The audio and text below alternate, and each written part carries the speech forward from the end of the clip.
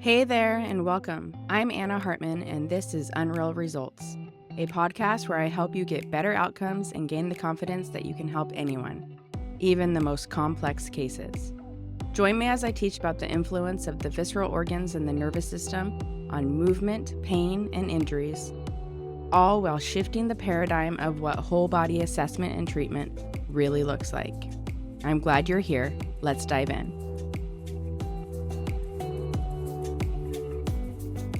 Hello! Welcome to another episode of the Unreal Results podcast. I just changed the position of my camera because the lighting has changed in here, and I'm like, oh, you can see the reflection in the mirror to my living room. It's kind of funny. Anyways, welcome back. This episode, we are talking about the foot and ankle still. Yeah, we're talking about the foot and ankle still. Last week we talked about the nerve things, neuro considerations.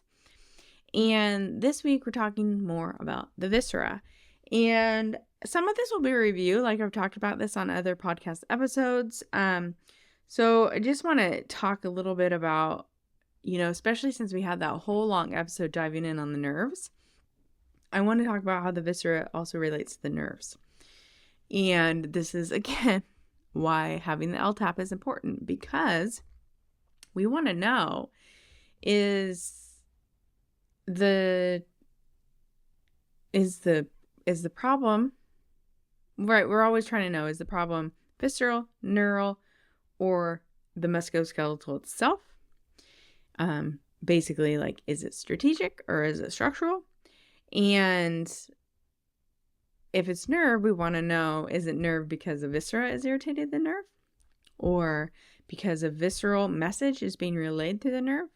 Or is it the nerve itself for its own reasons of, something interfering with the message somewhere between the spinal cord or the brain even and the periphery? So, I was thinking too, I'm like, oh,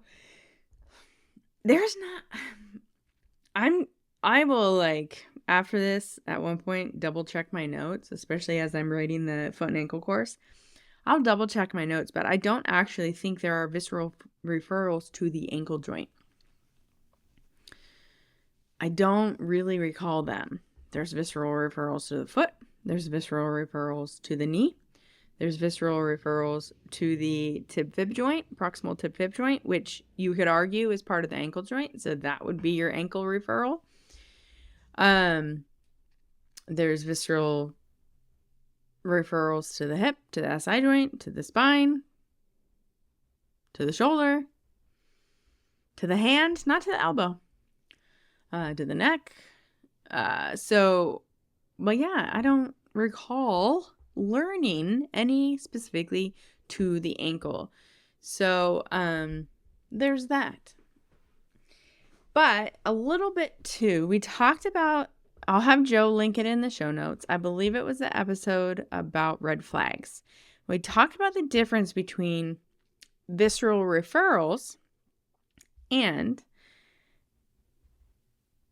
musculoskeletal pain or movement dysfunction driven by visceral issues or visceral protective patterns, which may or may not be the same as the visceral referral.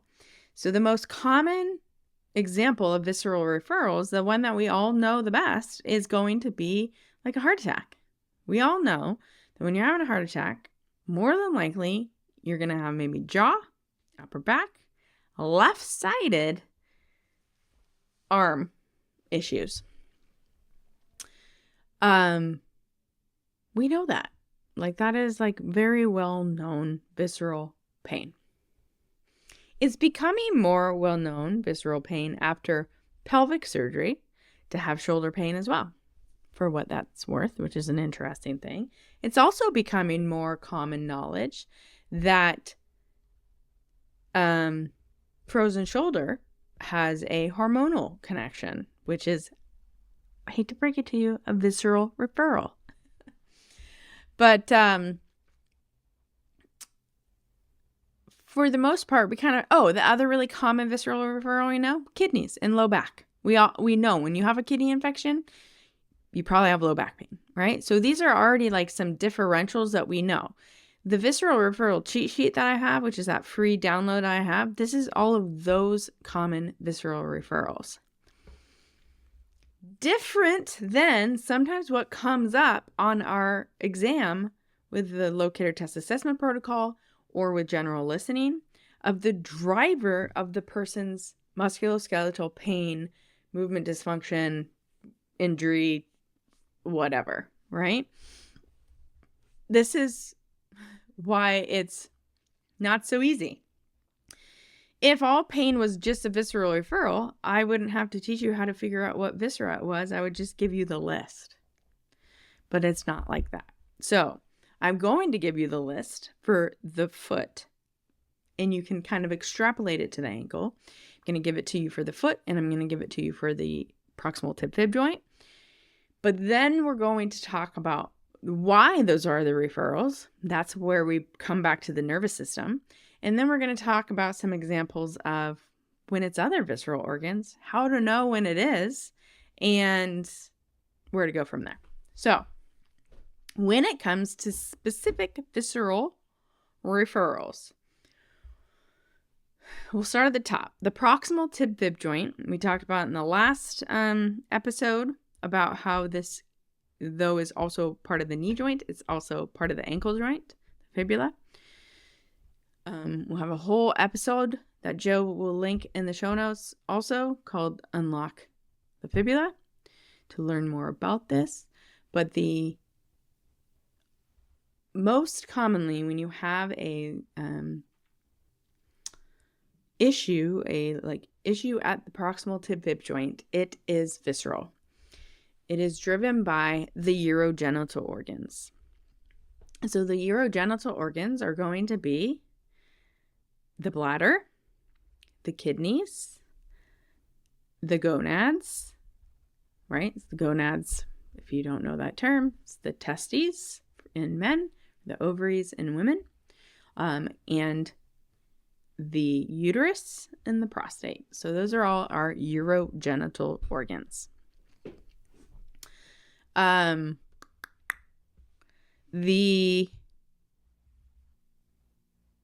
And associated structures, right? So I guess that would include the entirety of the organs, right? So then that's pretty much all it ever is, proximal tib-fib, urogenital organs. If there is a visceral connection to it, which it often is.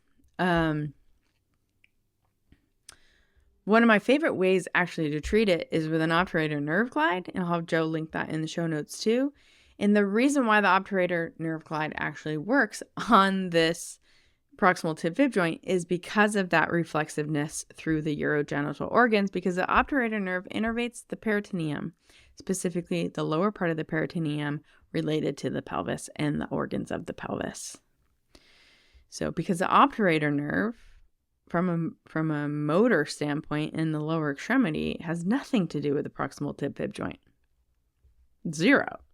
It's coming off the wrong plexus of nerves. It's on the wrong side of the leg. It is nothing to do with the proximal tib-fib joint. But time after time, when someone has a hypomobile proximal tib-fib joint, I do an obturator nerve glide on them and it moves. And so that is that visceral connection to the urogenital organs. In the foot, and we can perhaps extrapolate this up to the ankle. When it's the medial foot, it's also urogenital organs, so those same organs that I just talked about. And then when it's the lateral foot, it's typically the intestines. And the intestines can be the colon, all parts of the colon, right? So the rectum, the sigmoid colon, the descending, the transverse, the ascending colon, the cecum. Or it can be the small intestines, the ileum, the jejunum, and even the duodenum.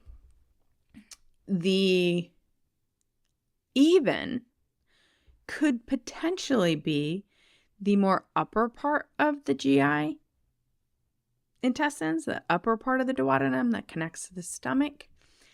Could even be the stomach itself, or this very important ligament, the ligament of Treitz, which basically reinforces the gastroesophageal sphincter and then also connects to the duodenal jejunum junction, which is the transition between the duodenum and the jejunum of the small intestine. This is right where the root of the mesentery is, and the root of the mesentery is very much associated with the posterior abdominal wall, and therefore associated with the nerves to the lower extremity, the nerves of the lumbar plexus and the sacral plexus, or the lumbosacral plexus. And so even though it's not traditionally obviously an intestine, it's sort of like, you could kind of argue that anatomical relationship probably has a driver to it. So now we're going to talk about the parts of those visceral referrals that might result in that pain in the foot, the pain in the I'd say pain in the foot, or hypomobility, or decreased muscular motor control around those structures. Now, one thing that's interesting about the urogenital organs in the medial foot is this also comes from Jean-Pierre's observation and many other medical providers' observation that as women go through menopause, their arches tend to flatten out. And we talked about this a couple episodes ago. I'll have Joe link it in the show notes in case you missed it. It was called Foot Pain Across the Lifespan, and I talked about the relationship to the medial foot and the arch and the hormones and perimenopause and lymph congestion and all those things. And I also talked about the relationship between estrogen and connective tissue. And there's a lot of very stiff connective tissue in our arch that makes up our arch. And so when we start to lose stiffness in that connective tissue, that is often why we see the arches fall. And that is very much associated also with those urogenital organs, because the uterus and the ovaries are very much responsible for part of what is responsible for our hormonal production, right? It's not the sole piece of it, but those are also considered endocrine organs. And so they do play a role in that. So that really is a big driver of that. Now, if we also look at the medial foot, the plantar surface is going to be innervated by the medial and lateral plantar nerves. Sorry, the medial plantar nerve, the lateral foot, the lateral plantar nerve. But the plantar nerves in general come from their branches of the tibial nerve. And so the tibial nerve, we trace it back up, goes tibial nerve, turns into sciatic nerve, turns into lumbosacral trunk, turns into the roots of the lower lumbar plexus and upper sacral plexus. So this makes sense then why the urogenital organs would influence that medial side of the foot, because the urogenital organs living inside the pelvis, for the most part, they are in very close relationship with the lumbosacral nerves, especially the sacral and the lower part of the lumbosacral trunk sort of area there. And so any irritation, excess fluid, pelvic congestion, vascular congestion in that area is going to sensitize and irritate those nerves. And then you can really get pain and dysfunction anywhere in the lower leg, but oftentimes our foot takes the brunt of it. So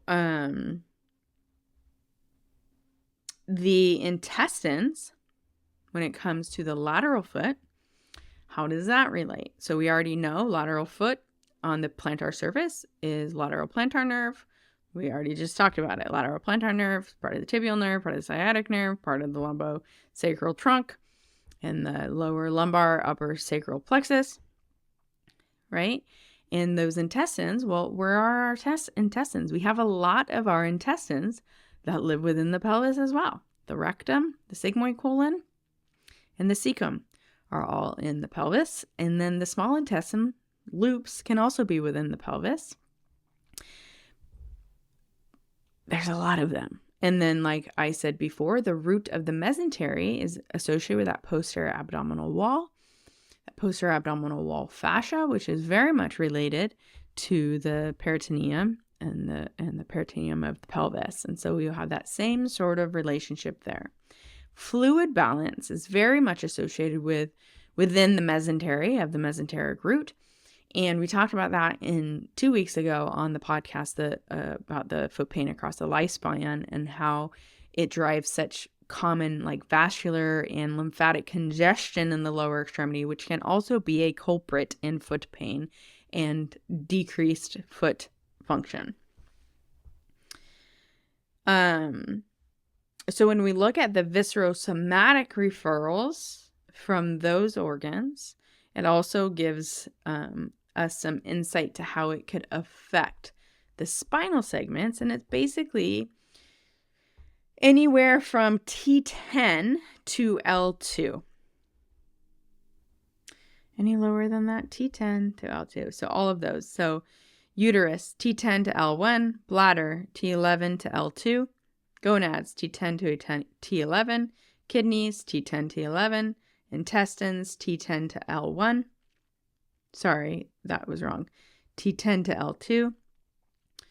L2. So it's really going to be affecting those at the upper part of the lumbar area. So, and remember too, we talked about in last week's podcast when we talked about the neurological piece, there is the saphenous nerve is one of the nerves that innervates the ankle joint and the skin of the foot. That can relate to foot pain, relate to dysfunction around the foot. And so that viscerosomatic reflex can also drive an influence through it, right? Because the mechanical sort of visceral referrals that I'm talking about within the pelvis and the congestion and the irritating the nerves of the lumbosacral plexus, they're not reaching so high up as the branches of the femoral nerve, right? But all the viscerosomatic reflexes for those organs lower in the pelvis come from higher up in the spine. And those are going to relate to a little bit more of the femoral nerve, lumbar plexus type of scenario. So it's going to be more of the saphenous nerve relationship.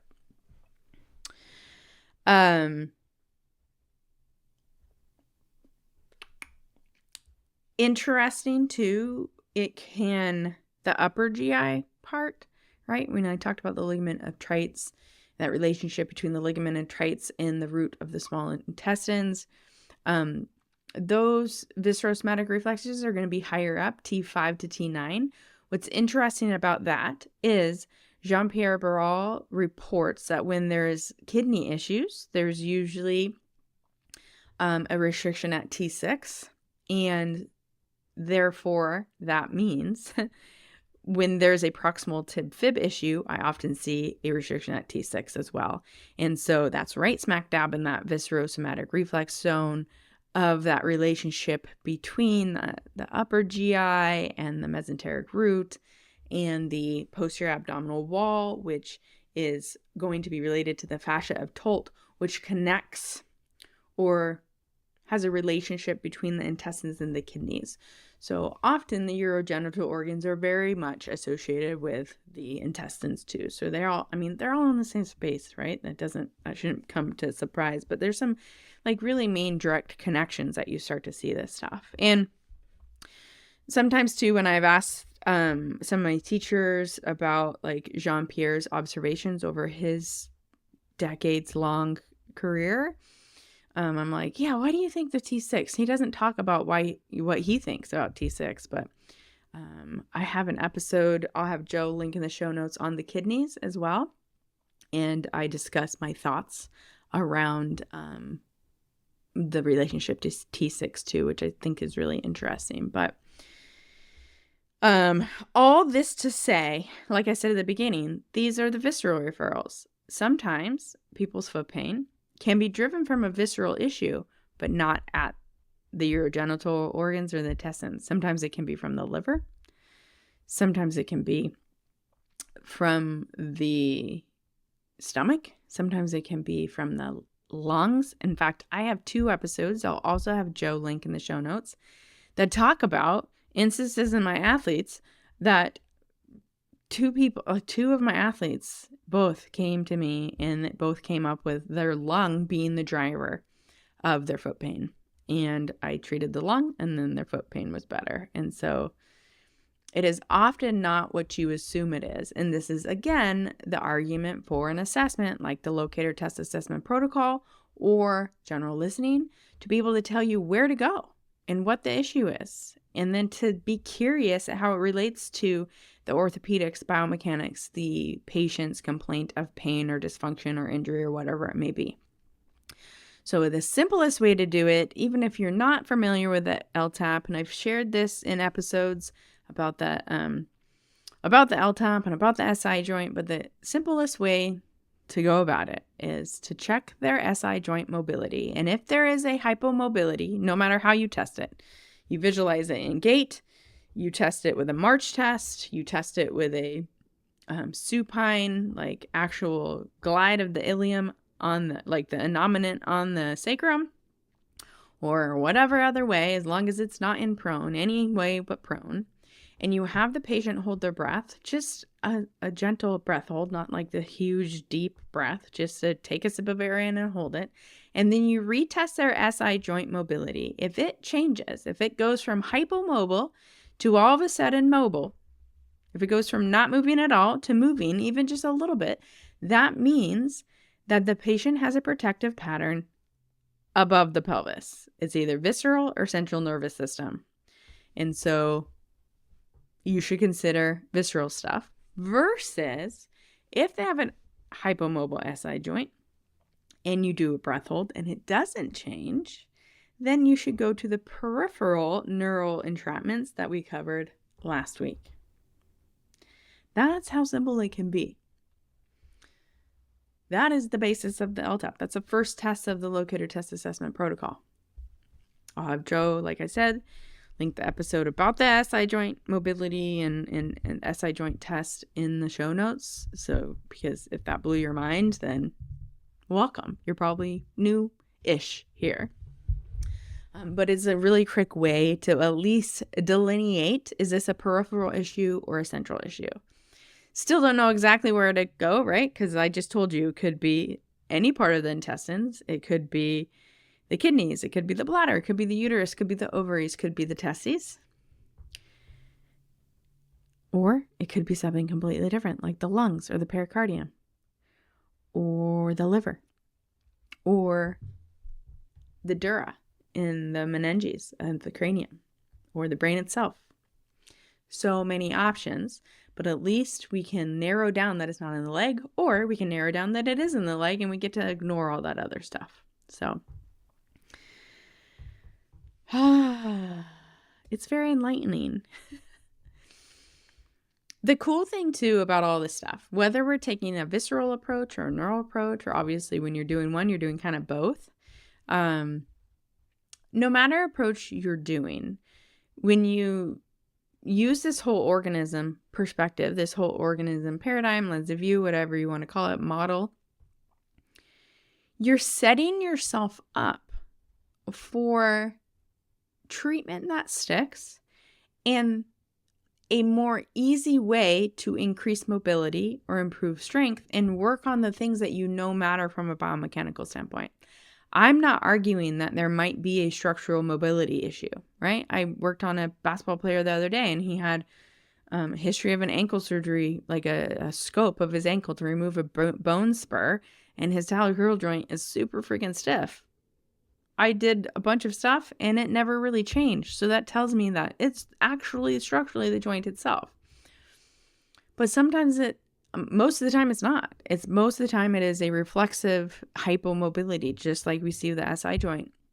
And so By figuring out what is causing that hypomobility, you make it easier on yourself to make changes in the body, and then you can go and do the strengthening exercises that they need to reinforce good movement and strength and tissue quality and whatever else you think they need to have in order to prevent future injury in the place that hurts or future places, and to improve their overall function. I'm not saying to throw out all the stuff and throw out all the biomechanics and the musculoskeletal system thing. I am saying when you look at it from a whole organism standpoint, everything actually makes it easier to work with someone.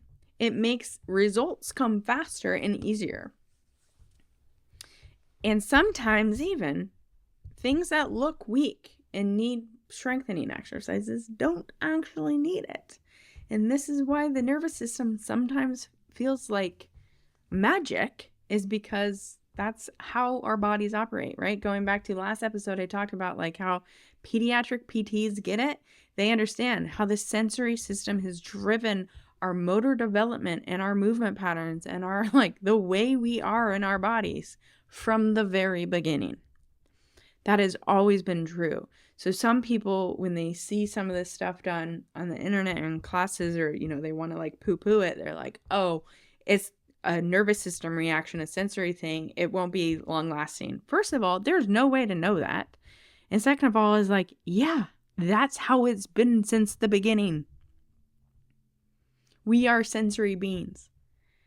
We have way more sensory nerves, way more sensory receptors in our body than we do motor. We have always been sensory beings, and we will always adjust our output being movement, output being pain, in response to the information going in.